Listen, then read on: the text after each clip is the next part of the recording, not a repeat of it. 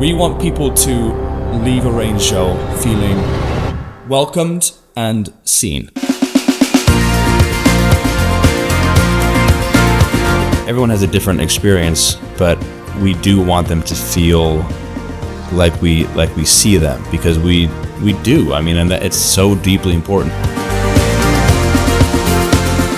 We want to cultivate an environment where people can be unequivocally themselves, and no barriers, no guards, and even if they're stood next to a stranger, they're not a stranger in that room.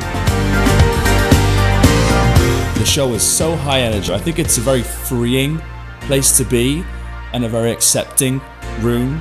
And I think people, from what we've heard, leave feeling slightly more fulfilled and comfortable being who they are. We encourage that.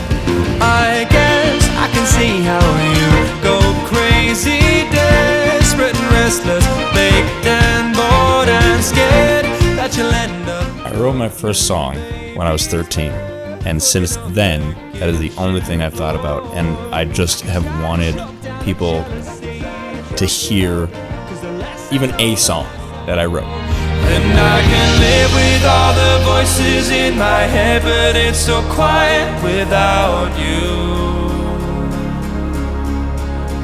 And I'll be better, I'll remember what you said, but it's so quiet without you.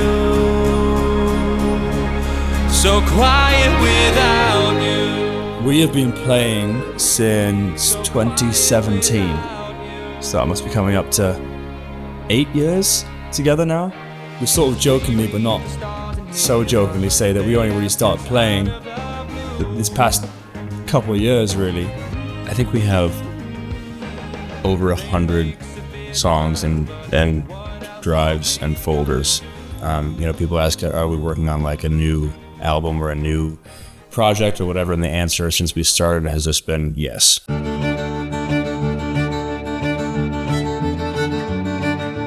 When we all met in LA, Mark was only here for a few months at a time. He started ideas, but then didn't finish them. And so Mark would go back to the UK. We would send ideas back and forth. The only thing that we can do really is like write and make songs, make something. So that was the goal, and that's, we wrote our first EP. Somehow, right now, I am a musician. I never thought I'd be in this position. Half the time I don't feel like a musician. I feel more like a performer. I don't know how I'm in this position with now two of my best friends that I've ever had, and I'm trying to live my years on this earth as full as I can, and I want other people to experience the joy that I feel when I share a stage with Mark and Matt. The songs that you create in a studio, it's like they're not supposed to stay in the studio, and we've been able to make these songs real, right? And they're alive, and they are affecting people, and they're touching people, and changing lives. I think I can actually say, which is crazy, right? Because they're songs. I remember when I wrote this thing, and when Mark had his little mandolin riff, I'm like, now we're playing for this many people, and they're there because the songs did something for them. I know that this feels right, and getting to meet these fans all over it's truly fulfilling. All that is on the stage is like, it's love, obviously, but it's also trust. Like I know it's going to hit Mark, and I'm like, he's gonna start crying, and he does. I've probably almost passed out on stage a couple of times. To be honest, it's the energy is unmatched. Whether it be 100 people or 1,000 people, just feeling the energy in the room is incredible. That's what live music is all about. Say That You Want It.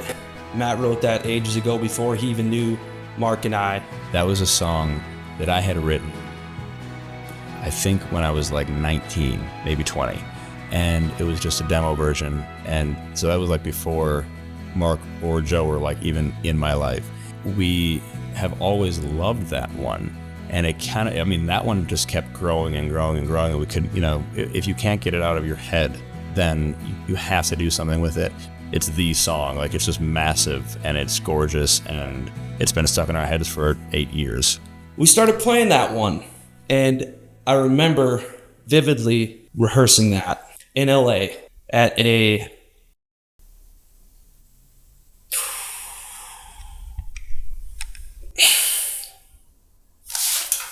just is crazy.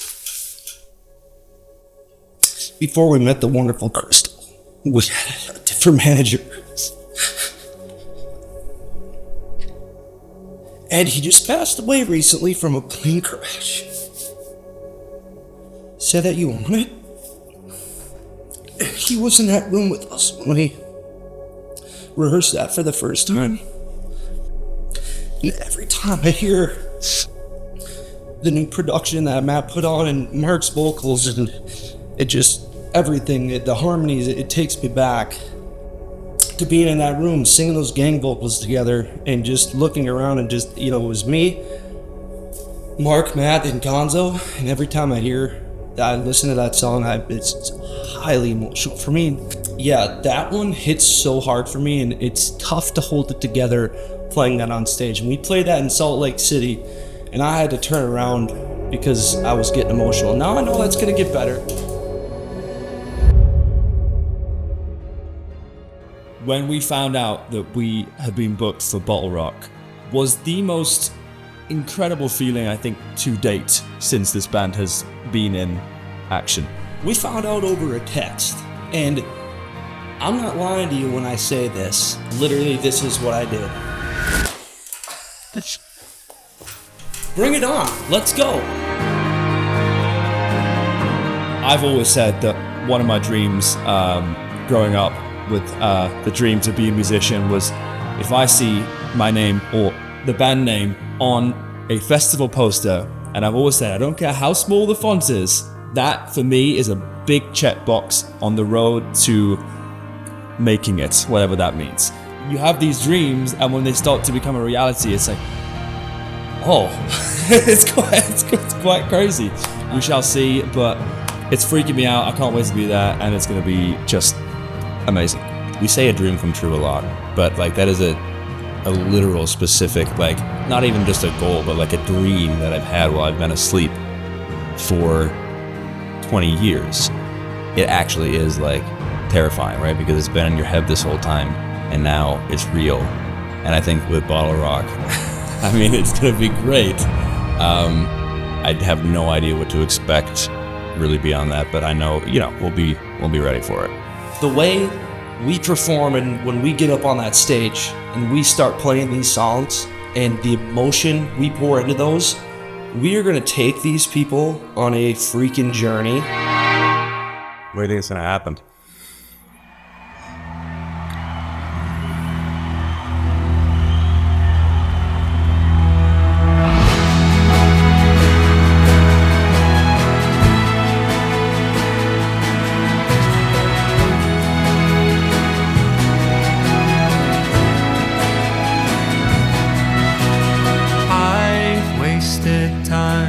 But then to create something and then see people singing those words back to you, it's for me the best part of this. Being able to experience that, and also 7 years down the line. That was a moment in, I think, all of our lives where we're like, oh, this is really starting to happen now. And that song was a big part of that. We do it for the fans and people who show up to these shows, and their stories about how they found us and what the music means to them. That means everything to us.